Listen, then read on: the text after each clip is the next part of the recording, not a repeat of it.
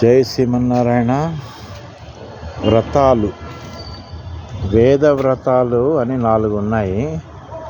1 ప్రాజాపత్యం, 2 సౌమ్యం, 3 ఆగ్నేయం, 4 వైశ్వదేవం అనే ఈ 4ంటిని వేద వ్రతాలు అంటారు. వీటిని ఆచరించటం వలన చదివిన వేదాలు శక్తివంతములై లోకక్షేమానికి ఉపకరిస్తాయి. యజుర్వేదం మొత్తం 4 కాండములు భాగములుగా విభజింపబడి ఉంది. ఆ 4 భాగాలకు ప్రజాపతి, సోముడు, అగ్ని, విశ్వే దేవులు, వీళ్ళను కాండర్షులు అని అంటారు.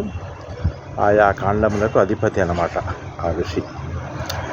ఆయా వ్రతాన్ని ఆచరిస్తూ ఆయా కాండర్షికి సంబంధించిన వేద భాగాన్ని అధ్యయనం చేయాలి.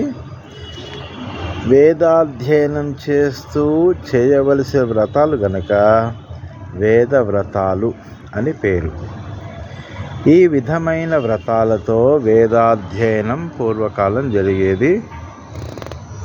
కాబట్టి సాధ్యమైనంత వరకు ఈ వేద వ్రతాలు చేసినట్టయితే అందరికీ